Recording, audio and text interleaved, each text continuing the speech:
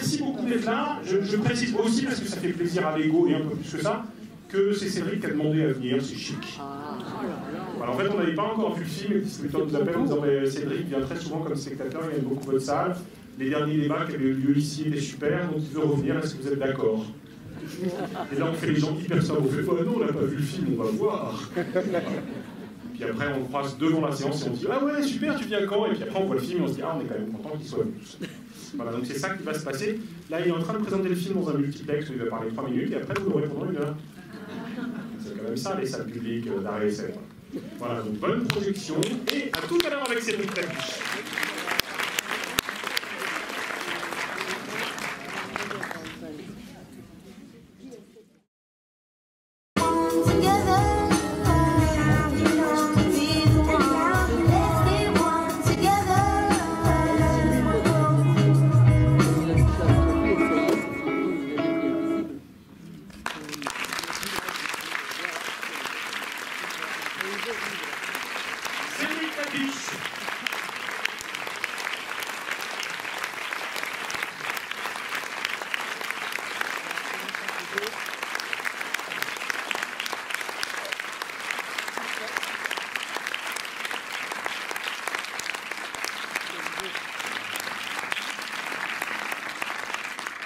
Merci beaucoup d'être de retour, ça nous fait hyper plaisir. Je commence comme le rituel l'impose par poser 3-4 questions, puis assez vite on passe la parole à la salle pour qu'elle t'interroge directement. Je vais commencer par une question un peu bizarre, sinon c'est moins rigolo. C'est que on a l'impression que c'est un film sur 2 personnages, parce que c'est inscrit dans le titre, que l'affiche met en valeur les acteurs, tout ça. Mais j'ai envie de dire que c'est un film à 3 et le 3e n'est pas celui que tu crois. Et le 3e, spontanément, et tous les entretiens le disent, on en parlera sans doute. En général, on cite Paris comme 3e personnage. C'est vrai, on va dire que c'est un film à 4 personnages. Mais j'ai l'impression que, par rapport aux autres films que tu as faits, j'allais dire aux 12 autres, parce que c'est le 13e, en fait, le 3e personnage qui a peut-être jamais été autant impliqué dans un film, c'est le spectateur. Ah ouais. Parce que j'ai quand même l'impression que c'est un film qui travaille vraiment beaucoup sur et contre nos attentes, puisque quand même, la programmation du film fait que on se dit mais est-ce qu'il va tenir vraiment jusqu'au bout sans que cette histoire commence? Je parle de l'histoire d'amour évidemment. Et du coup j'ai envie de commencer par ça, c'est-à-dire que tu m'expliques comment tu as imaginé la position du spectateur par rapport à cette tension qu'instaure le montage alterné ou parallèle, puisque là on ne sait même plus comment l'appeler. Alors en fait, je suis parti de l'idée de cette fin. En fait. Je suis parti d'un questionnement. On a écrit ensemble avec Santiago Amigorena, mon scénariste, et je lui ai dit, est-ce que tu penses qu'on peut raconter une histoire où les 2 personnages principaux se rencontrent dans la dernière scène? Et en fait, on s'est posé cette question pendant à peu près 1 mois. Chaque jour, on se disait, non mais ça va pas marcher. Et en fait, c'est cette question qui a été moteur. Et donc pendant longtemps on n'y a pas cru, et en même temps c'était justement moteur pour que nous on continue à travailler, parce que chaque fois on se dit ouais, ça marche pas, mais quand même demain on va essayer un truc. Et effectivement après il y a eu le fait que voilà, on s'est dit finalement c'est un moteur, ça crée du suspense, et ensuite il y a un jeu avec le spectateur, effectivement comme tu l'as dit, où on se disait en fait on avait besoin d'écrire toute l'histoire pour pouvoir, disons, toutes les 5 minutes où on était le spectateur. Et donc, du coup, je me suis un peu inspiré de Tarantino, parce que j'avais vu qu'il avait fait ça pour Pulp Fiction, où je l'avais vu dans une émission où il disait, voilà, au bout de 5 minutes, le spectateur, il pense ça, au bout de 10 minutes, il se pose la question de nanana, et puis il avait décrit le positionnement du spectateur en fonction de la durée. Et on a fait ça, sauf qu'il fallait qu'on invente l'histoire pour répondre à la question. Donc c'était un peu flippant le premier mois quand on écrivait, parce qu'on savait qu'on allait vraiment dans le noir, parce que nous on n'avait jamais vu d'histoire qui était bâtie comme ça. Et du coup ça a fabriqué une histoire différente, parce que au bout du compte, il a fallu vraiment longtemps pour qu'on se perçoive que c'était une bonne idée. Et c'était vraiment presque quand le scénario était fini qu'on se disait ouais, ça devrait marcher. Et j'en étais persuadé à la fin du montage, donc il m'a fallu quand même longtemps, y compris pendant le tournage, où je disais aux acteurs, d'ailleurs je disais je ne sais pas du tout si ce film fonctionne. Donc c'était vraiment une espèce de tentative, parce que c'est très bizarre de faire un film avec que du montage parallèle entre deux histoires, quoi. Et je crois que ça fonctionne parce que c'est pas un artifice et que ça traite vraiment de ce que tu me sembles apporter sur la question de la naissance de l'amour. C'est-à-dire que le film raconte vraiment que pour pouvoir être amoureux, il faut effectivement être mieux, déjà, et que contrairement à la mythologie entretenue par le cinéma américain, ça n'est pas le fait de tomber amoureux qui permet de dépasser l'ensemble des difficultés personnelles. Voilà. Et d'une certaine façon, l'étirement de la séparation des deux personnages me paraît entièrement tenu et soutenu par cette idée qu'ils ne pourront se rencontrer qu'à partir du moment où ils ont dépassé leur propre conflit intérieur. Et là, si quelque chose se dépasse à cet endroit-là, de l'intimité, du rapport au passé, du rapport au deuil, peut-être que le hasard fera bien les choses. Ouais, ouais. Bah, de toute façon, je pense que, enfin, vous me direz après ce que vous en pensez, mais il y a des phrases comme ça à la fin, sa dernière séance de psy à elle, Anna Girardot, elle lui dit, je ne sais pas si je pourrais oser, si je rencontre quelqu'un, je pourrais pas oser lui dire que je vais voir un psy, c'est pas très sexy, je crois qu'elle dit. Et nous, on sait qu'elle pourra le dire, hein, ce Rémi, par exemple. Donc ça fait partie des choses où effectivement, le temps qu'on passe, et je sais que le démarrage du film, il est lent presque exprès, parce que d'une part, ils vont pas bien, ils sont déprimés, et les choses vont lentement, mais que c'est cette lenteur qui nous fait qu'à la fin, il y a des choses qu'on est nourri de toutes ces choses-là à la fin, et que voilà, la scène de la danse à la fin, elle est nourrie de tout cet espoir qu'on a pendant tout le film.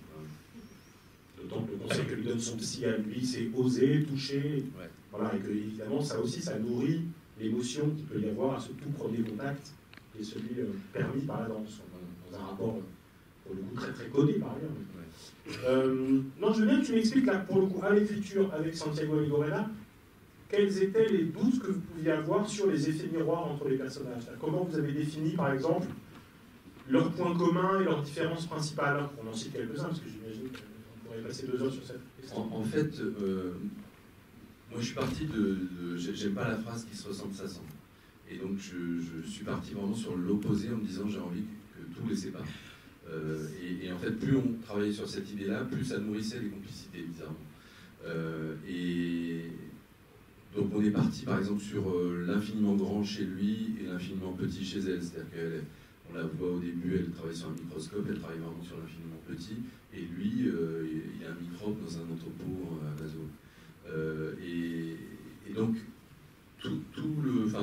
leurs activités ont été basées sur cette idée-là d'opposition.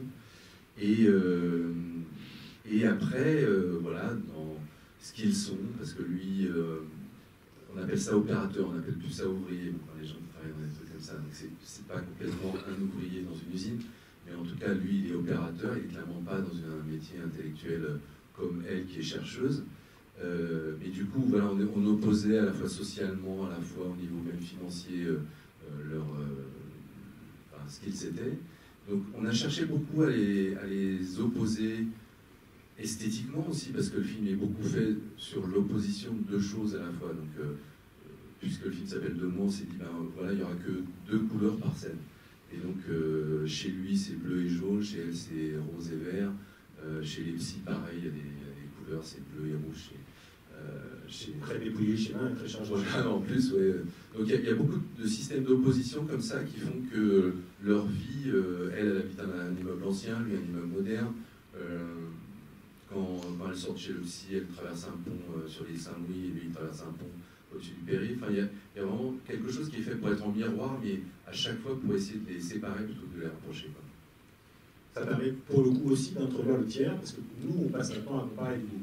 Ce qui fait qu'on est d'autant plus actif par rapport à un autre film. Je reviens à la question numéro 1. C'est vraiment parce que dans ta réponse, tu n'évoques pas du tout la question du sommeil. Pour le coup, un des traits d'opposition très très fort entre les deux personnes. Pourquoi tu es parti là-dessus, sur cette question-là de l'insomnie et de... D'une part, ça m'est arrivé. Moi, quand j'avais 20 ans, j'étais en Cagne. Et j'ai eu une mini... On ne dort pas en général. De quoi? On ne dort pas en général. Alors justement, je ne dormais pas. Ah oui. Et donc... il y a eu, pendant 2 mois, je ne dormais plus. C'est-à-dire que justement, je travaillais tellement et j'étais préoccupé et j'ai compris que je faisais une mini-dépression. Et j'ai été voir un psy et j'avais fait un cauchemar en fait. je lui ai dit mon cauchemar, et en fait, il m'a expliqué ce que voulait dire mon cauchemar, et le lendemain, je redormais, ce qui m'a halluciné sur l'efficacité c'est-à-dire que vraiment, c'était même pas une séance, quoi, c'était juste une explication, quoi. C'est comment des mots pouvaient résoudre un truc que moi, j'arrivais pas à résoudre tout seul pendant 2 mois, quoi. Et c'était flippant de plus dormir, quoi. Donc j'ai vu, parce que donc, il faut que je vous dise une chose, c'est que ma mère est psychanalyste, donc j'étais quand même assez prêt à y croire, disons. Mais là c'est vrai qu'avec cet exemple-là que je vivais moi, j'ai vu à quel point voilà, c'était efficace. Donc, comme j'avais vécu ça, ensuite, bon, il y a eu d'autres fois, moi j'ai été voir des psys quand j'ai eu 30 ans, puis quand j'ai eu 40 ans, j'étais voir un psy. À chaque fois pour des choses différentes, mais en tout cas, ça m'a aidé. Donc, dans le film, en tout cas, je me suis nourri des choses que moi j'avais vécues chez un psy. Auquel s'ajoute par ailleurs le fait que ton co-scénariste, Santiago Amigorena, a ses 2 parents psychanalystes. C'était 2 fois plus fou. Oui, c'est ça. Oui, pourquoi il n'est pas venu ce soir. Voilà, c'est ça. Qui veut poser la première question? Réaction. Ouais. Je voulais juste savoir, en termes de processus d'écriture de scénario, vous avez combien d'idées au départ et comment vous travaillez avec votre scénariste pour construire tout le vernis qui est autour de l'histoire principale? Il n'y a pas de vernis. Ouais, de bâtir tout le reste. Donc on part sur... en fait, il y a vraiment un jour, je me réveille et j'ai cette idée de se dire, est-ce qu'on peut raconter une histoire de 2 personnes qui vont mettre du temps à se rencontrer et assez rapidement, j'ai l'idée qu'ils vont mal et que chacun va voir un psy parce que ça nous permet de savoir qu'est-ce qu'il y a dans la tête de ces personnages. Donc en fait, je pars avec ça. Et après, l'idée, c'était d'être très simple. Donc je me dis, on va parler d'histoire aller à l'épicerie et voilà, on doit gérer un peu le travail de chacun, quel est le rapport à l'argent de chacun, etc. Mais on part avec ces idées-là, c'est-à-dire avec... il faut qu'on gère des histoires très quotidiennes, très simples. Et c'est vraiment comment des gens vont être amenés à se rencontrer. On aura envie qu'ils se rencontrent à la fin. Et l'autre chose qu'on a donnée dès le départ, c'est le fait que la danse est plus forte que la psychanalyse. C'est-à-dire que la psychanalyse, ça les aide à aller mieux, à se chercher eux-mêmes et à aller mieux. Et que la danse, ça permet de dépasser quelque chose de personnel, justement. Et que le rapport physique, le fait de se toucher, c'est quelque chose d'important. Ensuite, il y a tout le travail du scénario, où finalement, et c'est bizarrement, je ne parle que de ça là, en faisant la promotion du film, quand je suis interviewé et tout ça, c'est qu'en fait les gens parlent beaucoup de réseaux sociaux, mais finalement les réseaux sociaux, si vous regardez, c'est 20% du film. Mais par contre, c'est devenu un sujet assez important dans le film, parce que donc elle va sur Apple, Tinder, lui il va sur Facebook, donc ils essayent des moyens comme ça pour essayer de rencontrer des gens. Disons que le film interroge pourquoi l'époque dans laquelle on vit, qui nous met beaucoup sur le fait de cliquer sur des choses ou d'avoir un rapport avec la virtualité, nous éloigne de la réalité. Et donc, il y a vraiment, c'est devenu un des thèmes principaux du film, et alors ça c'est au bout de 3 mois d'écriture où on trouve ce genre de choses, qu'on a un problème avec le réel aujourd'hui. Que du coup, c'est vraiment scène après scène où finalement, le fait de toucher le cœur du film, qui est ça, sur le combat du virtuel et du réel, et que ces 2 personnes qui doivent reconquérir un rapport au réel, en fait. Et donc ça met du temps avant de trouver cette clé-là. Et au total, ça a duré combien de temps après l'écriture du scénario? L'écriture a été assez rapide par rapport à d'autres scénarios que j'ai pu écrire, c'était 4 mois. Et on a vraiment bouclé le film en 4 mois. Et vous écrivez ensemble ou chacun écrit? Alors, nous, on s'est connus au lycée avec Santiago Amigorena, et le premier scénario qu'on a écrit ensemble, c'est le Péril Jeune, qu'on a écrit à 3 avec un 3e scénariste, Alexis Galmont. Et on était tous les 3 au lycée ensemble, et on avait 30 ans à l'époque.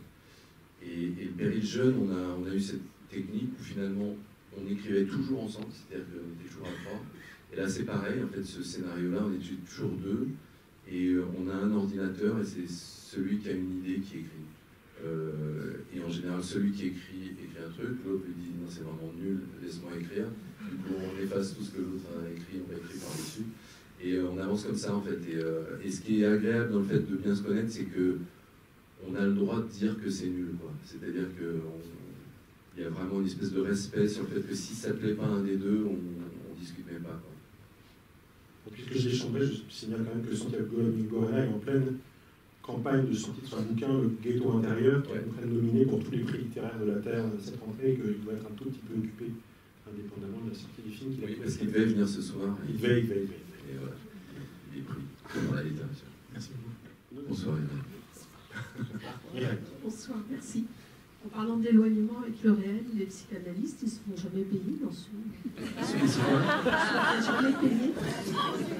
Je l'avais filmé et je l'ai coupé au montage parce que forcément, je me suis dit, voilà, on n'est pas obligé de montrer ce moment-là, mais bien sûr, on peut. Après, ils ne payent pas la même chose chacun. Super. Il y a une question, la force, j'ai vu quelques entretiens que tu donnes, et les gens en face de toi ne savent pas sur quel pied danser par rapport à ces personnages de psychanalystes, qui dans un premier temps, on les trouve plutôt drôles, y compris par rapport au malaise qu'ils suscitent chez les gens qui découvrent cette pratique, les deux héros du film. Et puis en fait, plus le film avance, et plus en fait, ils disent quand même 2-3 vérités qui font vraiment progresser le récit, quoi. Est-ce qu'à un moment, du coup, toi, tu t'es dit, tiens, je vais mettre une sorte de morale dans la bouche de ces personnages-là, parce qu'ils deviennent quand même des sortes de porte-voix.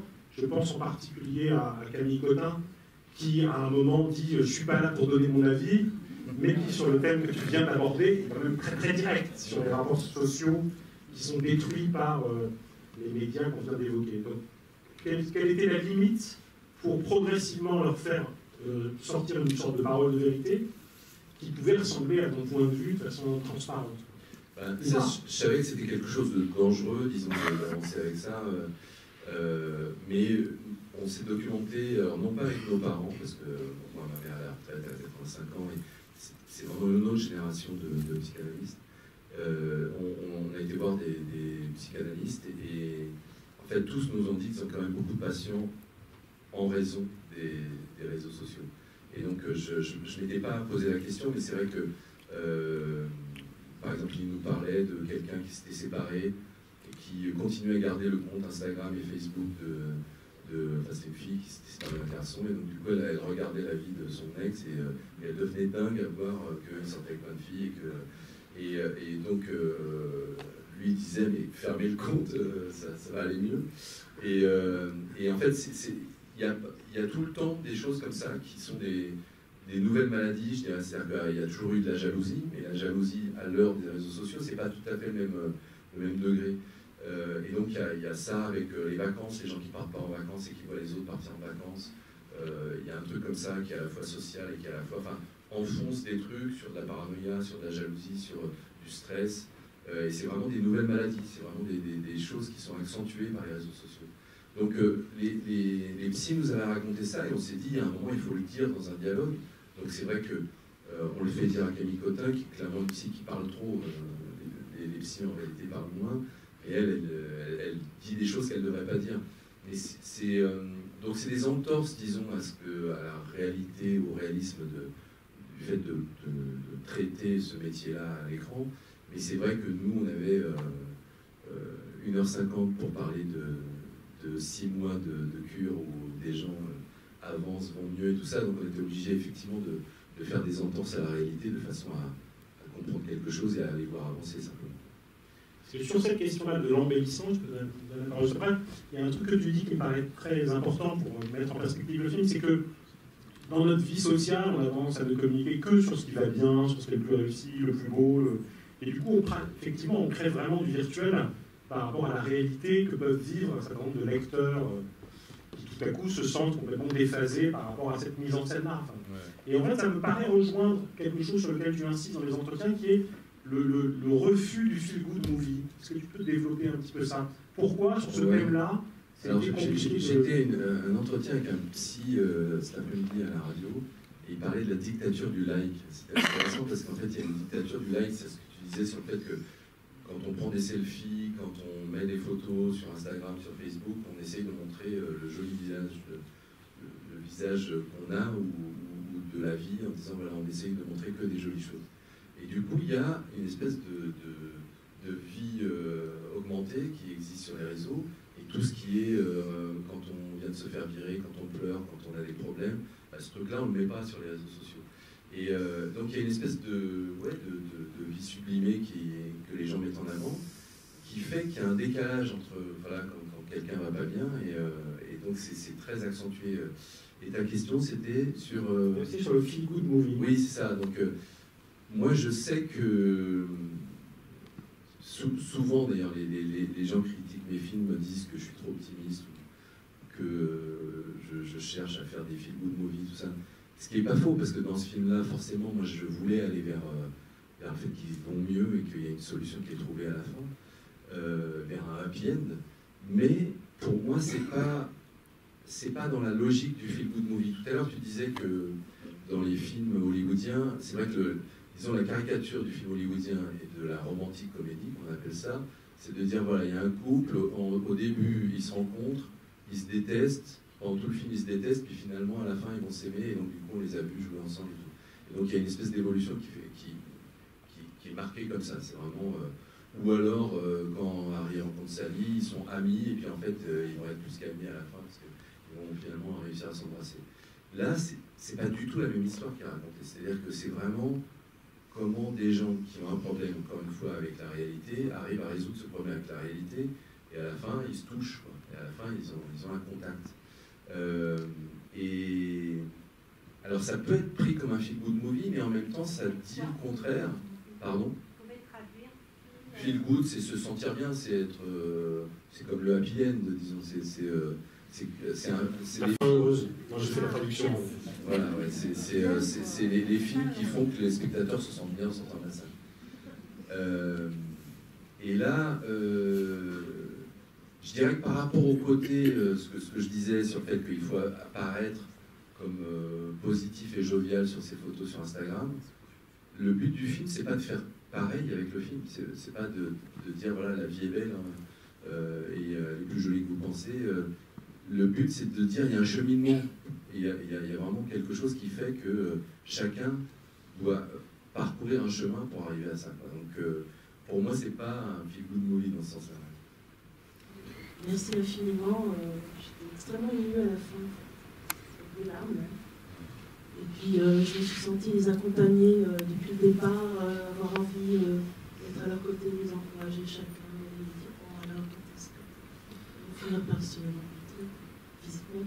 Et l'idée de la danse c'est formidable, c'est comme dans le film Le Bal, on a vu ici, qui était extraordinaire aussi. Ça m'a rappelé aussi Chacun cherche son chat, mais il faudrait que je le revoie parce que j'ai oublié quand même un petit peu certains passages. Il y a 24 ans.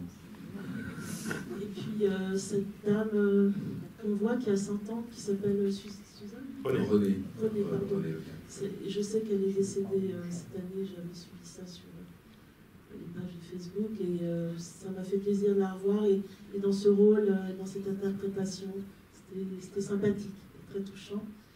Et j'ai bien aimé aussi certaines maximes, après j'arrête. Je passe le micro, je sais que je suis très bavarde.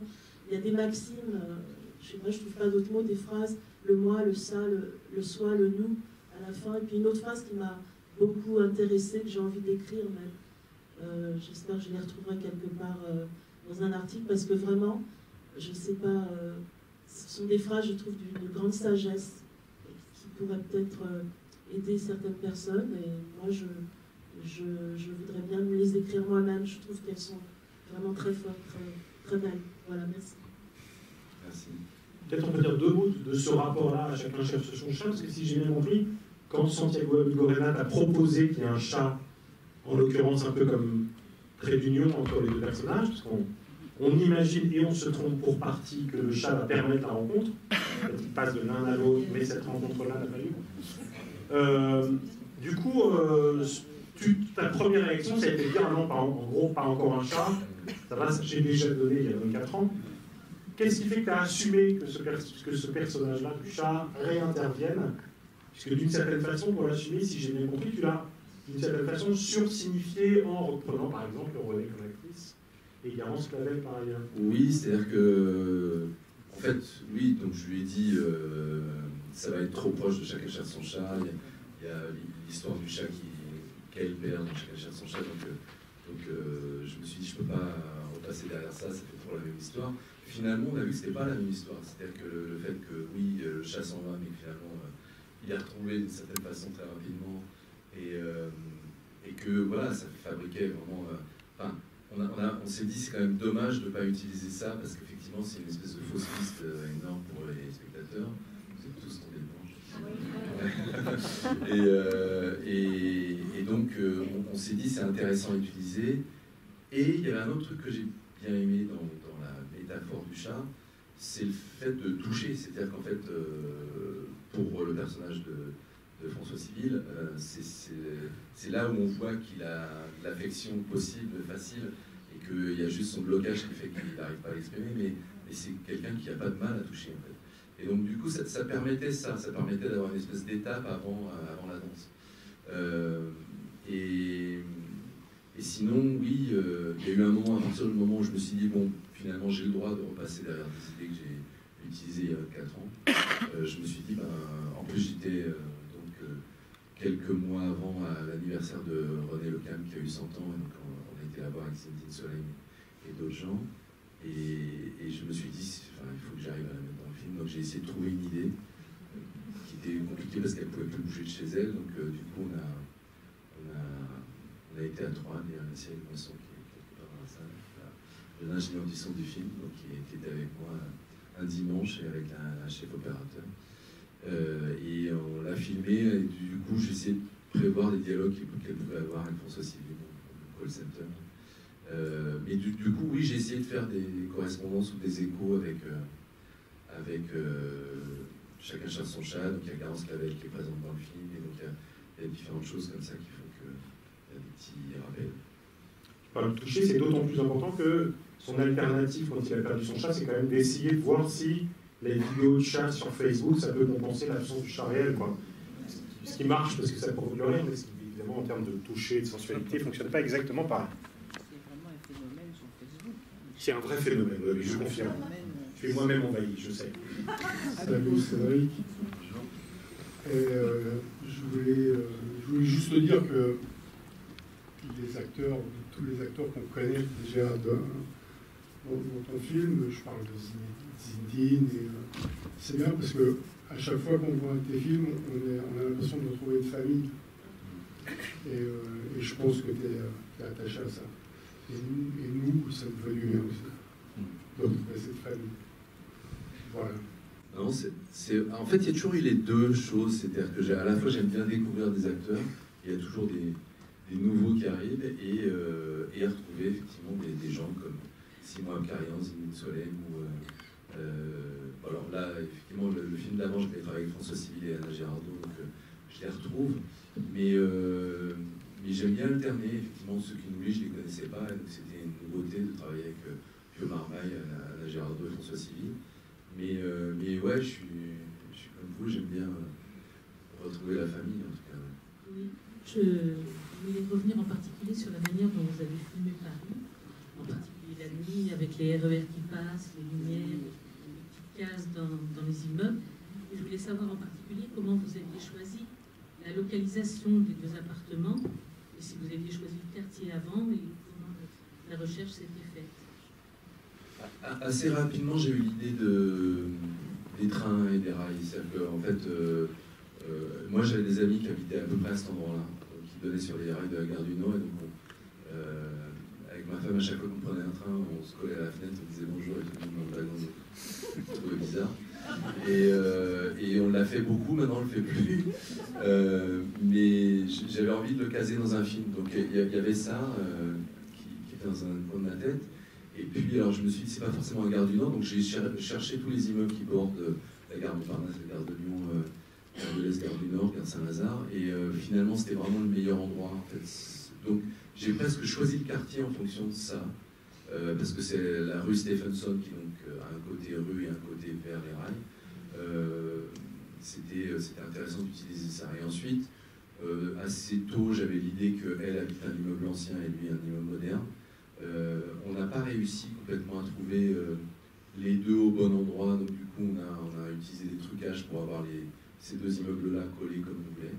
Donc ça c'est truqué, mais finalement c'est pratiquement le seul trucage du film pour avoir la même chose que voilà, les deux entrées dans la rue et ce qui donne sur les rails qui correspond, quoi.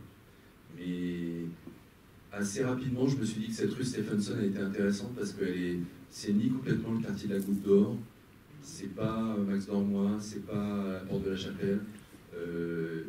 C'est un endroit qui est vraiment intéressant, c'est un endroit vraiment hybride. Et du coup, il est entre Paris et le Nord. Donc il n'y a que des gens qui partent dans le Nord, soit la banlieue, soit l'île. Et il y a l'idée du voyage, disons, directement dans cette adresse, et des gens qui se croisent. Donc c'était une adresse qui était intéressante pour ça. Et puis le quartier il est intéressant sur le côté multi-ethnique, multisocial. C'est vraiment un quartier extrêmement mélangé, donc ça c'est intéressant. Merci. Donc vous avez dit que vous avez commencé avec l'idée de la rencontre qui est arrivée à la fin. Et une fois que vous avez écrit tout le film, est-ce que vous avez re-questionné ça? Est-ce que vous vous êtes demandé si finalement à la fin vous aurez très bien pu ne pas se rencontrer? Oui, on y a évidemment pensé. On l'a résolu assez vite parce que dès que vous l'imaginez, c'est ultra frustrant. Donc sur le fameux, la notion de happy end, tout ça, je sais que éventuellement quelqu'un, un Russe ou Ken Loach, il n'aurait pas forcément fini le film comme ça. Mais nous, c'était vraiment important justement de fabriquer. L'idée, c'était de fabriquer du lien. Et d'ailleurs, il y a eu un truc intéressant avec le monteur du film, parce qu'il a commencé à monter sans moi, et la première fois qu'il m'a montré le film, il me dit je te montre un truc, et en fait lui, au moment où ils se rejoignent les deux, il avait coupé au moment où ils se prennent dans les bras les deux. Et c'était ultra fort, c'est-à-dire qu'il y avait vraiment le noir de la fin du film au moment où ils étaient dans les bras. Et je lui disais, oui effectivement c'est fort, c'est une espèce de parti pris assez assumé, mais alors finalement, ce que j'ai dealé de rajouter, il y a même pas une minute dedans, je pense. C'est incroyable comment c'est nécessaire. En tout cas, pour moi, c'est nécessaire. D'une part, par rapport à ce que je vous ai raconté sur la danse, c'est-à-dire que j'avais envie de dire quelque chose sur la danse. Et d'autre part, sur le fait pour moi, il n'y a pas de frustration. C'est-à-dire qu'on se pose plein de questions, est-ce qu'ils vont être ensemble, est-ce qu'ils vont se revoir, etc. Mais au moins, on les voit danser, quoi. Et ne pas les voir danser, c'était incroyablement beau. Oui, bonsoir. Merci d'abord pour ce film que j'ai vraiment adoré. J'ai eu plusieurs petites choses qui m'ont interpellée. J'ai été frappée de voir que Anna Girardot travaille sur le cancer, la recherche sur le cancer. Elle exprime qu'elle va souvent voir les enfants dans l'hôpital à côté. Et on découvre à la fin, presque à la fin, que François Civil, donc Fanny, a sa petite sœur qui est morte jeune du cancer. Donc je voulais déjà savoir, j'imagine que c'est pas par hasard, donc pourquoi vous avez voulu faire ce rapprochement. J'ai beaucoup aimé cette scène, justement, où le lendemain de la soirée où elle tombe malade, où elle est vraiment vomi, etc. C'est la veille de sa présentation. Donc on s'attend vraiment à ce que ça soit un massacre. Et tout d'un coup, on sent qu'elle a vraiment, je sais pas, pris quelque chose. Et elle commence son discours complètement, elle n'a pas du tout appris ce qu'elle devait dire. Et elle commence par la faiblesse est une force. Et tout d'un coup, ça se déroule comme ça. J'ai vraiment adoré cette scène-là. Et la dernière question, c'était, vous apparaissez très furtivement dans une scène avec cette phrase « Ma femme est lacanienne et à la raison, c'est le cauchemar ». Donc voilà, je vais avoir une réaction là-dessus. Elle n'est pas contente. Alors sur la première question, en fait, je vous ai dit au début que je ne voulais pas trop les rapprocher. C'est-à-dire qu'il y a des choses où il y en a un qui dit j'adore le chocolat et l'autre qui dit ouais j'adore vraiment le chocolat. Et qu'on se dise voilà, mais puisqu'ils aiment le chocolat tous les deux, ils vont bien s'entendre. là, en fait, on a fait que le contraire, on a fait que des choses qui les séparent. Et la seule chose qui les rapproche, c'est la chose, je dirais pas la plus intime, mais c'est quelque chose en tout cas qui est extrêmement bizarre, intérieur. Et donc, lui, c'est ce qui s'est passé avec sa petite sœur, où du coup, voilà, il a un rapport au fait que voilà, il a perdu sa petite sœur parce qu'elle a eu un cancer. Et elle dit, et c'est un truc que j'ai entendu, parce qu'on est à l'Institut Curie, il y a des gens qui travaillent là-bas qui disent je sais, c'est horrible de dire ça, mais parfois j'ai besoin de passer là-bas parce que il y a des fois c'est trop dur ce boulot, il y a des fois ça me redonne le courage de me dire voilà, ça me rappelle pourquoi j'ai des journées de dingue. Et du coup, comme j'ai entendu ça, je me suis dit voilà, il y a un rapport très profond, comme ça, presque de vie et de mort, qui les relie en fait. Et je me suis dit voilà, c'est ça qui les relie. Donc je me suis dit en imaginant ce que le spectateur se dit pendant qu'il danse et en supposant qu'ils vont se revoir, que bah voilà, ils ont des choses à se raconter. Voilà. Je peux te contredire maintenant? Ouais. Non, parce qu'il y a un autre point commun qui est expliqué, je veux dire, par le dialogue avec la psychanalyste, c'est la question du deuil et du départ, puisqu'on dit que les deux, d'une certaine façon, sont pareils et qu'ils nécessitent un travail. Et donc elle a du coup cette espèce de résonance intime qui sont les deux départs des deux hommes, le père et son propre compagnon, Guillaume, je crois. Et puis lui, il a évidemment ce départ de la mort de la sœur. Et cette phrase-là, entre autres, permet de faire le lien entre cette question-là du deuil, qu'il soit lié à la mort ou là, au deuil amoureux. C'est tout. Tout à fait. Très bien. Et sinon, alors en fait, donc effectivement, j'ai joué le psy et donc ma femme est réalisatrice, elle n'est pas lacanienne. Et c'est une impro que j'ai faite, je ne sais pas pourquoi j'ai dit ça. Donc, mais on rigolait parce que donc Santiago, ses deux parents sont psychanalystes et tout ça. Et donc il avait entendu quelqu'un qui disait ma femme est lacanienne, mais elle est super bavarde à la maison. Donc ça nous faisait rire, donc on a utilisé ça. Peut-être tu peux nous parler du travail avec ton musicien pendant que le micro circule. Donc je travaille avec Loïc Dury, qui lui-même s'est associé avec Christophe. D'ailleurs, Christophe, il n'est pas dans cette salle. Christophe est dans cette salle, parce qu'il habite à donc je travaille avec ces deux-là depuis longtemps. Loïc, je l'ai connu il y a 20 ans. Le premier film qu'on a fait ensemble, c'est Peut-être. Et sur chaque film, il y a une espèce de recherche de savoir quelle est la couleur musicale du film. Et là, on s'est dit qu'il fallait que ce soit très électro, en fait, par rapport au côté, voilà, le monde 2.0, le monde digital dans lequel on vit.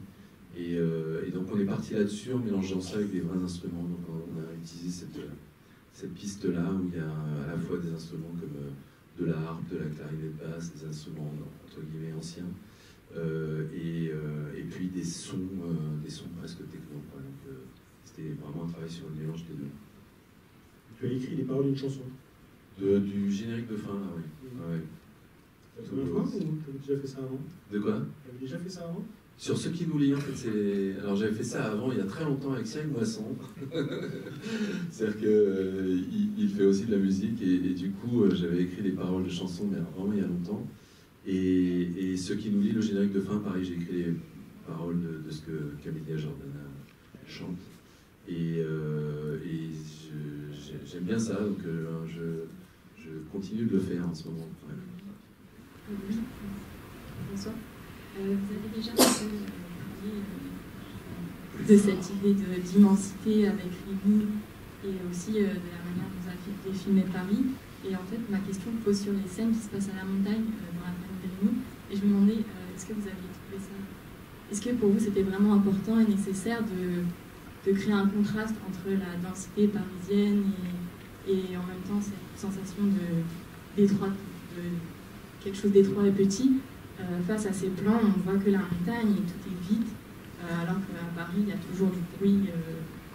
Est-ce que c'était important pour vous de filmer la montagne, quelque chose qui était en position totale? Oui, ça a deux avantages. Disons que ça met en rapport avec ce que je disais sur le fait que lui, il est tout petit au milieu de l'immense montagne, donc c'est toujours, c'est ce qu'on fait au début du film dans son entrepôt. On voit à quel point il est écrasé par des choses qui sont plus grandes que lui. Donc ça, j'essaie de continuer cette espèce de figure visuelle tout le long du film. Et puis il y a le thème, parce que j'aime bien ce qu'il raconte en disant à Paris je respire. Il dit ça au milieu des montagnes, ça paraît complètement paradoxal. C'est que je comprends ce qu'il veut dire sur l'anonymat. C'est-à-dire qu'on dit toujours que, et d'ailleurs on les voit souffrir de la solitude au milieu d'une grande ville, mais en tout cas il est heureux d'être anonyme, parce que quand il était dans son petit village dans les Alpes, tout le monde le connaissait, et effectivement il sortait avec une fille, tout le monde a raconté le lendemain, et que lui ça l'étouffe ça. Donc respirer, ça peut aussi vouloir dire être anonyme au milieu de gens et d'une foule de gens. Donc je trouve que dans les choses positives et bénéfiques de la ville, il y a cette chose-là, le fait de se sentir anonyme pour moi. Enfin, moi je trouve que moi je respire dans une grande ville, ici c'est plus pollué. T'as oublié un détail dans ton récit, c'est rigolo. Parce qu'il dit j'ai sorti avec une fille et tout le monde en parlait, mais il se trouve que la fille est noire. C'est la seule précision qu'on ait dans ce dialogue. Et évidemment, nous, ça nous prépare à ce qui va se passer après avec sa collègue. Et on se dit, ah ben oui, là, cette histoire-là, il va pouvoir la vivre. Voilà, il va pouvoir la vivre dans l'indifférence générale, et du coup, il va gagner en liberté en étant à Paris. Et puis en fait, c'est une façon de nous leurrer, une fois de plus, parce que ça n'arrive pas. Quel manipulateur. Bonsoir, merci pour votre film. Je voulais dire qu'il me semble qu'il y a quand même autre chose qui les réunit, c'est le toucher. Et ça passe par le chat, ils ont besoin de se toucher. D'une certaine manière, on pourrait dire qu'ils dansent avec le chat chacun, et qu'à la fin, ils peuvent danser ensemble. Et je voulais aussi dire que je trouve que c'est un film très pétillant, plus pétillant, et ça, c'est formidable. Et il me semble également que, d'une certaine manière, souvent vous cherchez, enfin, vous cassez la question, il me semble que vous cherchez à casser certains codes de représentation. Et ça, j'adore. Par exemple, la scène où c'est la femme qui ronfle et qui bave en dormant. Moi, ça m'a fait énormément rire. J'ai beaucoup apprécié. Oui, je suis content que vous disiez ça parce que j'aime bien en fait faire croire que le film est conventionnel et pouvoir casser des codes d'une autre façon, disons. Je sais qu'il y a des gens qui sont soi-disant transgressifs et qui sont finalement plus conventionnels que des gens comme moi qui sont soi-disant plus mainstream. Et donc oui, c'est ça que j'aime bien faire, effectivement, même dans les codes des représentations, effectivement, sur les hommes, sur les femmes, j'aime bien jouer aussi avec ce qui change dans la vie actuelle. Ça me permet de m'inscrire en fou contre une partie de la critique qui dit « Oh là là, il m'amène sur l'actrice à cet endroit-là ». Donc il va très loin dans la déformation d'une fille super jolie qui devient super laide. Moi, je la trouve hyper sexy quand elle va à part. Non, mais il faut dire. Et les femmes ronflent parfois, oui, en fait, on ne va pas faire le débat maintenant, mais ça arrive. Déjà, merci. C'était vraiment bien et toujours... En fait, il y a des gens qui sont beaucoup revenus sur les grandes phrases marquantes du film, sur les scènes très... où on voit beaucoup l'épanouissement des personnages et tout. Et moi, ce qui me touche le plus, en fait, dans le film, c'est les petits moments quotidiens, c'est la justesse des dialogues qui, en même temps, est drôle quand on la montre en film, la réalité des dialogues quotidiens, la réalité de quand on est dépressif et qu'on hurle dans son bain des chansons. Et c'est drôle, en fait, de l'extérieur comme ça dans un film, mais je trouve que l'écriture des dialogues, des petits dialogues, pas des phrases incroyables, c'est particulièrement juste, et pas que dans ce film, dans la plupart des films que vous avez réalisés. Du coup, je me demandais si vous aviez un procédé particulier d'écriture de dialogue.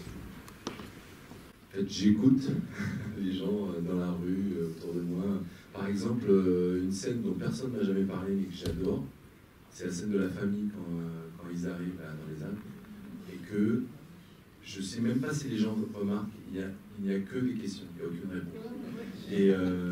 Et donc c'est alors Parisien, comment ça va ah ben t'as garé la voiture où enfin voilà, c'est une suite de questions, tout le monde arrive et pose des questions. Tu veux des frites?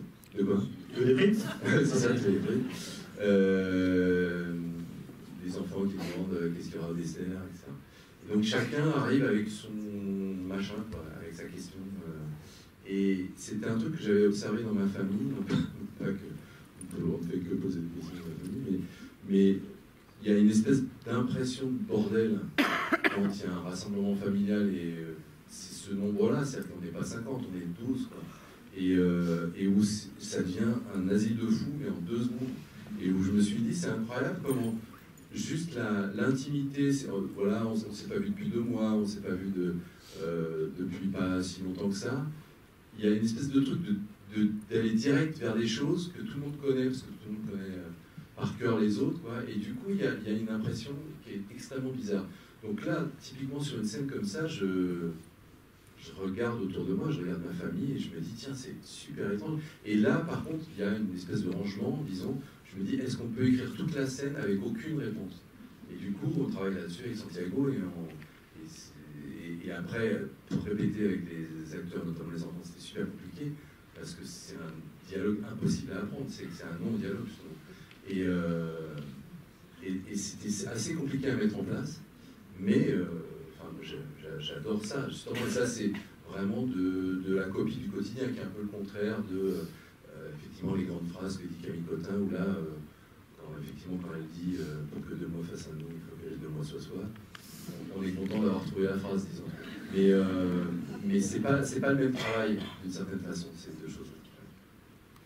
Il y a une petite fausse piste d'ailleurs dans la conversation du dîner en famille, c'est que les enfants créent une espèce de contrepoint sonore et à l'autre bout de la table, tout ça. Et une des questions qui ressort, c'est quand même, est-ce que tu as une nouvelle copine?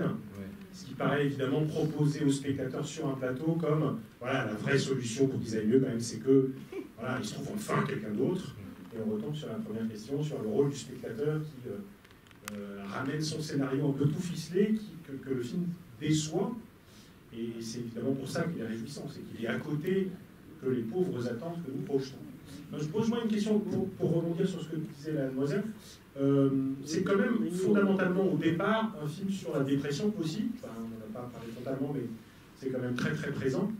Et tu disais que quand même quand tu allais voir au début les producteurs ou les distributeurs en disant voilà, alors je vais faire un portrait, il y en a un peu marre des films chorales ou choraux, donc on va être sur 2 personnages et les 2 font une dépression. C'est pas totalement vendeur en termes de... Encore maintenant, c'est-à-dire que le film sort demain, j'ai aucune idée si le film va marcher. C'est compliqué de parler du film parce qu'on ne peut pas raconter la fin. On est obligé de dire, bah voilà, ils vont très mal, ils vont voir un psy tous les 2 et ils bavent. Mais allez voir le film. Et donc oui, c'est sûr qu'il y a quelque chose comme ça qui est, encore une fois, qui est une tentative, quoi. Mais ce qu'on voit bien, pour revenir sur la question du dialogue, c'est que du coup, pour ne pas être plombé par cette situation quand même récurrente et qui s'étale dans la durée, il y a quand même l'incursion de scènes vraiment comiques, notamment par les rencontres d'Apple, là. Et je pense entre autres à une des scènes que moi je trouve les mieux écrites du film, qui est la scène du coup de téléphone à la sœur, à Capu, avec les mélanges de prénoms du mec qui sait pas avec qui il a couché, là. Je trouve Paul Ami vraiment formidable. Et qui est vraiment une scène de pure burlesque. Enfin, Ah bah là, c'est ce qu'on appelle la screwball comédie américaine. Ouais. C'est-à-dire que moi j'adore ça. J'aime bien effectivement mettre des scènes à ce moment-là du film. C'est comme dans l'auberge espagnole quand l'anglaise couche avec l'américain et que finalement tout le monde essaie de l'aider parce qu'il y a son copain qui est en train d'arriver. Ça, moi j'adore créer ce genre de scène, c'est vrai. Où là, effectivement, là, il y a qui est proche d'elle en fait. Et donc il n'y a que sa sœur finalement qui est proche d'elle à ce moment-là. Parce que lui, on voit bien, moi j'ai pas voulu jouer le côté, il y a un pervers qui rentre chez elle et ça se passe très mal la nuit, tout ça. Il y a juste un truc qui fait que visiblement ça s'est bien passé. Et que juste, elle à un moment, elle lui dit bon, il faut que tu ailles parce que je dois me lever tôt demain. Et puis elle est en train de se dire oh là, j'ai ma conférence demain. Et là, ça part en vrille. C'est-à-dire qu'il y a un moment où c'était vraiment pas le bon soir pour faire ça. Quoi. Et du coup, ça, c'est un démarche de comédie pour moi. C'est effectivement prendre le pire moment et on l'utilise pour faire que rire. Alors on a parlé de la scène qui suit, c'est-à-dire le discours où elle improvise sur la faiblesse et une force et tout ça, et on voit bien que fondamentalement, c'est aussi des valeurs que le film porte qui se jouent là, et qui ont d'ailleurs l'air de fonctionner sur l'auditoire, hein, qui est progressivement conquise. Mais il y a une deuxième scène comme ça dans le film qui est totalement à double sens, c'est la scène du moteur, qui est quand même un peu un descriptif mécanique de l'amour. Hein. Ça commence par une étincelle, et puis voilà. Elle vient d'où? Enfin, on voit bien que d'abord ça permet de donner une passion au personnage, mais ça permet aussi vraiment de parler de l'amour de façon mécanique, comme ça ne se produira d'ailleurs pas, puisque en l'occurrence, ça ne permet pas le rapprochement entre les deux personnages qui sont dans cette pièce. l'image. Alors malheureusement, je ne peux pas vous dire de qui il s'agit, mais vous le connaissez.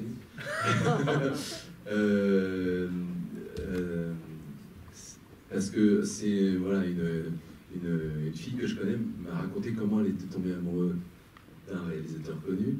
Il a raconté le fonctionnement d'un moteur. Et elle a dit, j'ai adoré comment il m'a raconté le mécanisme du moteur. Et donc on les connaît bien avec Santiago. Et du coup, on a voulu utiliser ce truc-là parce que ça nous était resté en tête. Elle a dû nous raconter ça il y a 15 ans.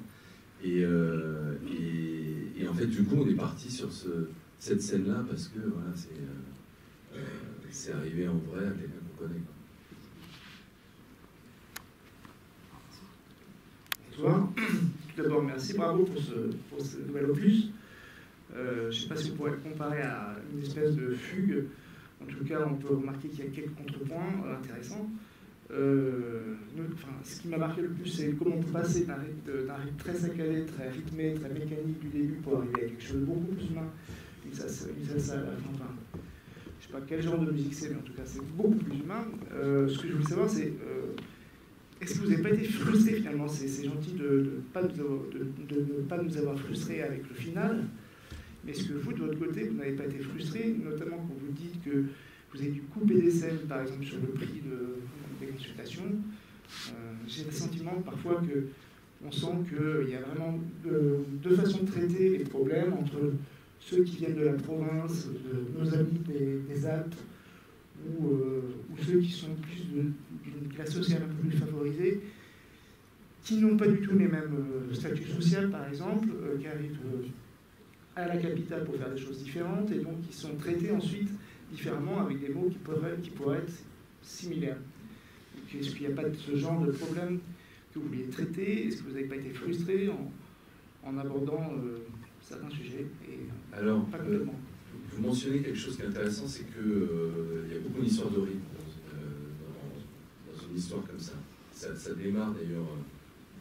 On s'était dit, voilà, c'est important que le générique du film, ce soit plein de gens de métro qui se croisent, et puis on va choisir 2 personnes parmi cette foule pour se dire, voilà, on va se concentrer sur 2 personnes pour voir qui ils sont, et puis ils se connaissent pas, on se demande d'ailleurs s'ils sont ensemble, on les voit assis dans le métro au début, puis en fait, voilà, on les suit chacun l'un après l'autre, et on voit qu'ils sont pas ensemble. Dans ce générique, finalement, la musique, elle est conçue aussi sur le fait que c'est un mélange entre une mélodie très rapide avec des tempos très lents, et qu'il y a en fait plein de tempos différents, et qu'une ville, c'est des gens, des cadences différentes, des rythmes différents, des gens qui vivent avec un rythme différent, et finalement, on démarre avec ce générique très rapide, puis on voit 2 personnes qui sont assez au ralenti, quoi, qui sont clairement bloquées, donc du coup, on change de rythme. Et en fait, c'est ce qu'on va faire pendant tout le film, de jouer avec des rythmes différents. En fait. Mais je disais ça parce que par rapport à ce que vous disiez sur la frustration de couper des choses au montage, finalement, le montage, ça sert à fabriquer de la musique, quoi. Et donc, du coup, à essayer de trouver le rythme du film. Et par exemple, pour moi, il y avait une des scènes les plus drôles du film qu'on a coupé, qui était, il y avait un moment, il y avait Anna Girardot qui disait à sa psy, il parlait de la vraie rencontre, c'était au moment où il parlait de la vraie rencontre, et elle dit, mais vous par exemple, moi j'ai l'impression que c'est une vraie rencontre parce que je ne vous connaissais pas, et puis finalement je vous ai rencontré, et là maintenant je sais qui vous êtes, et puis il y a Camille Cotin qui disait, non, vous ne savez pas qui je suis, en fait, si ça se trouve, je pourrais faire de la danse africaine, et vous le sauriez pas. Et elle dit, pourquoi vous faites de la danse africaine? Elle dit non, je cite ça comme exemple. Et à ce moment-là, il y avait un silence, et Mélanie, donc sur le canapé, se demandait si c'était vrai qu'elle faisait de la danse africaine. Donc on voyait Camille Cotin qui faisait de la danse africaine. Et ça, c'était ultra drôle, quoi. C'est-à-dire que Camille, en plus, elle dansait super bien. Et donc cette scène était super drôle, mais d'une part, ça prenait trop de temps, et d'autre part, c'était un moment où on ne pouvait pas rire. Dans ce film-là, il y a vraiment des moments où on peut rire, des moments où on ne peut pas rire. Et là, c'était dans un moment de commencer à rentrer dans un truc de compréhension, et voilà, on avait clairement pas le droit de rire, et c'était vraiment le seul moment où on pouvait mettre cette scène. Quand je la jette à la poubelle, alors oui, il y a une frustration, mais en même temps, c'est pour faire marcher l'histoire. Donc il y a quelque chose qui fait que, en fait, on améliore l'histoire parce que s'il n'y a pas cette scène dans le film. Par contre, oui, la scène était bien, mais c'est pas ça qui fait marcher le film. tu évoques le générique, il y a un truc que je ne crois pas avoir vu ailleurs chez toi, mais c'est le film Bégaye au début. Il y a des plans qui reviennent en boucle, les sorties de métro par exemple. Ça. Oui, oui. C'était déjà pour préparer le fait qu'eux n'avancent pas. Quoi. Enfin, ouais. Et qu'il y a aussi, parce que ça c'est un autre truc dont j'ai pas du tout parlé, en fait on voulait, notamment avec Elodie Tatin qui a fait l'image et avec Claude Cambournac qui a fait la déco, on voulait faire du réalisme poétique, c'est-à-dire se référer un peu à ce que faisait Carnet il y a fort longtemps, où en même temps on est dans le réalisme et en même temps on stylise la réalité. Et du coup, ça, le générique, c'était un peu ça, c'est de dire, voilà, on utilise la réalité, on est dans le métro, ça parle du quotidien, on n'est pas dans Star Wars, quoi. Mais on stylise, et donc on stylise avec le rythme, avec voilà, ce qu'on fait en musique, de pouvoir répéter des choses, ou de pouvoir colorer des choses. Mais c'était pour prévenir le spectateur qu'on allait utiliser un langage de la réalité, mais on n'allait pas garder la réalité tranquille, quoi. Pourquoi le choix de l'épicerie qui joue un rôle, l'épicier a un rôle central finalement? Et pourquoi cette ambiance? En fait, pour moi, c'est presque comme l'épicier. C'est-à-dire qu'en fait, il y a vraiment ils ont un discours sur le fait que tout ce monde virtuel nous éloigne de la convivialité et de la chaleur, que la modernité crée du froid en ce moment. Et du coup, il y a des gens qui luttent contre, et donc c'est des gens comme Iya Idara dans le call center. Voilà, c'est quelqu'un qui parle beaucoup, qui est bavard, qui dit « tu veux pas déjeuner avec moi à midi », etc. Et puis l'épicier qui clairement fait se parler les gens dans le quartier, les invite à danser le compas. Leur ment un peu. De quoi? Leur ment un peu. En fait, il fait du commerce. Oui. Et le mot commercer, ça veut dire parler, ça veut dire communiquer. C'est la même racine, communiquer et commercer. Et là, effectivement, moi j'aime bien ce personnage parce que quand il parle des olives, on ne sait pas du tout s'il y croit ou si juste il veut vendre les olives les plus chères, quoi. Et c'est ça le commerce, quoi. C'est un très bel acteur. Ouais. C'est bon, carrément. Enfin, le bio, on sait qu'il n'est pas très bio, hein, quand même. On parle arabe, mais on comprend un peu. Bonsoir. Merci beaucoup du film. J'ai une question. Est-ce que vous avez l'habitude, pourquoi vous travaillez avec des acteurs à répétition? C'est créer cette espèce de famille. Avec les autres films, vous avez déjà réutilisé les mêmes acteurs pour les films suivants, et pareil avec les deux lui. Pourquoi vous... Qu'est-ce que c'est? Il y a quelque chose d'agréable dans le fait d'approfondir une relation en fait, avec les acteurs. Et c'est vrai que là, dans le dernier film, ils étaient frères et sœurs, dans Ce qui nous lie. Et là, le fait qu'ils jouent autre chose, c'est vraiment intéressant. Et surtout, avec eux deux, où moi j'ai découvert dans Ce qui nous lie que c'est des acteurs à palette large. C'est-à-dire que c'est des gens qui sont capables de faire beaucoup de choses. Et je pense que même avec les films qu'ils ont fait aujourd'hui, on n'a rien vu de ce qu'ils sont capables de faire. Donc, comme je sais qu'ils sont comme ça, j'ai envie, moi, d'utiliser différents personnages, différentes choses qu'ils sont capables de faire. Donc, ça, c'est vraiment agréable. Là, je sais que François Civil, les deux, d'ailleurs, sont devenus blonds. Lui est parti à Marseille jouer un flic, et donc il était en blanc. Et je vois, il est déjà plus la même personne, quoi. Et donc c'est assez agréable de voir ça, de voir qu'on est capable de créer des gens et d'aller assez loin dans des transformations. Mais c'est vrai que moi j'ai fait 7 films avec Romain Duris, il y a Zinedine Solem qui est dans tous mes films, il y a un goût aussi de garder des complicités, des amis, quoi. Alors, rapidement, donc il est bien senti, effectivement. On est sur une justesse, justement, des dialogues, on en a parlé.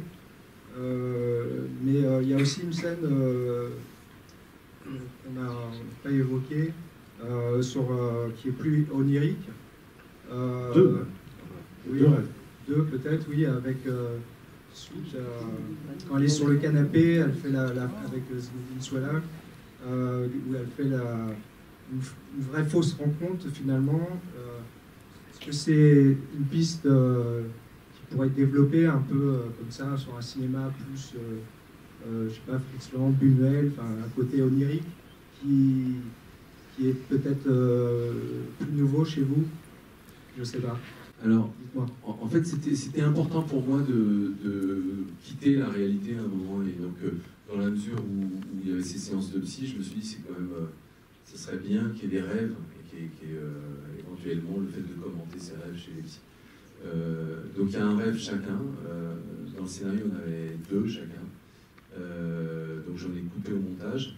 Mais c'est vrai que c'était important d'avoir un côté, les temps modernes, disons, avec François Civil qui est dans son carton, là, et qui vraiment, c'est le cauchemar de celui qui travaille avec des choses en boîte et qui se trouve lui-même un objet, quoi. Et puis elle... Tu dis les temps modernes parce que c'est comme s'il était pris dans l'engrenage de... Oui, c'est ça, c'est vraiment comment l'époque et les temps modernes, voilà, ça vous entraîne pour rendre esclave de ça, quoi. Elle, il y a vraiment le fait que cette espèce de libération de pouvoir cliquer sur des garçons pour pouvoir les rencontrer, que ce truc-là qu'elle juge assez libératoire et qu'elle aime bien, devient un cauchemar. Et en fait, c'est comment ce truc, à un moment, se transforme, parce que je pense, en ayant parlé avec pas mal de gens qui sont sur Tinder ou sur Happn, de voir qu'il y a un côté super attirant de ça, de pouvoir voilà, rencontrer des gens assez facilement, de pouvoir choisir ceux qu'on aime bien physiquement, etc. Il y a quelque chose d'assez attirant dans ça, et qu'ensuite la rencontre avec la personne réelle, c'est toujours la même difficulté en fait. Donc il y a juste dans la sélection, il y a quelque chose qui est nouveau et assez facile, mais dans la concrétisation de trouver la vraie rencontre, comme elle dit, c'est toujours la même difficulté en fait ça. Donc voilà, ce rêve c'était vraiment pour parler de ça et pour quitter le langage réaliste, pour parler d'une autre façon en fait. Et juste pour nous, comme ça en cadeau, les 2 rêves que tu as coupés. Alors en fait c'était un truc lié à l'escalade pour lui, qui était vraiment un truc il ne savait plus dans quel sens il était, s'il montait vers le haut ou il descendait vers le bas. Et c'était assez bien, quoi. Je vais bien. Et puis elle, ce que je me rappelle même plus moi. Camille, Élise, ce que tu veux. Ah, le bus, ouais, il y avait une scène qu'on a carrément coupée à l'écriture et qui était vraiment marrante, où elle était dans le bus avec la fille que Guillaume, son ex, la nouvelle copine, et donc la nouvelle copine racontait des choses sur elle devant tout le monde dans le bus. Et ça faisait marrer tout le monde. Mais voilà. Bon, une vraie dernière du film. Bonsoir Cédric. En fait, tu as déjà répondu un peu tout à l'heure à la question que je en fait, il y a une telle mécanique dans tes films et un tel souci des situations, des personnages, etc., que moi je me demande, est-ce qu'il y a encore de la place au moment du tournage pour l'improvisation, et est-ce que c'est même possible jusqu'à la fin, où tu peux encore changer la façon dont tes films finissent? Est-ce qu'il y a encore cette place quelque part? Alors non, sur la fin, c'est ce que je disais, le monteur m'a proposé autre chose. Il se trouve que il y a parfois, on me propose des choses, que ce soit le chef opérateur, le monteur, plein de gens me proposent d'autres options techniques ou de tournage, et je peux accepter ou pas. Il y a eu quelques scènes improvisées, pas tant que ça. Par exemple, les filles, quand elles s'inscrivent sur Tinder, elles sont sur le lit, il y avait un texte écrit et puis elles brodaient dessus. Donc il y avait beaucoup de choses qu'elles inventaient, et donc je ne sais plus ce qu'elles inventaient. Voilà, quand il y en a une qui commande des sushis et l'autre les garçons. On essayait en fait d'improviser de façon à ce qu'on pousse le rapport entre les... Enfin, on éloigne le rapport entre les deux, mais il y avait ça. Il y a eu l'histoire de Pierre Ninet avec François Civil, où là, en fait, j'ai écrit un texte et ils se connaissent très très bien, Pierre Ninet et François Civil. Ils m'ont dit, est-ce qu'on peut improviser? On essaie des trucs, je dis bien sûr. Donc ils se sont filmés, ils ont fait 3 prises. Et en fait, la scène que vous voyez est le résultat entre la scène que j'ai écrite au départ, sur laquelle ils sont partis, les impros qu'ils ont fait que moi j'ai réécrit pour en faire un texte. Et donc c'est assez compliqué de savoir à la fin si c'est un texte ou si c'est improvisé. C'est vraiment un mélange des deux. Je crois que c'est le moment de dire merci à Cédric Lacouche. Et merci à Lucie de Studio Jeudi avec Bruno Dumont et mardi avec Alejandro Jodorowsky.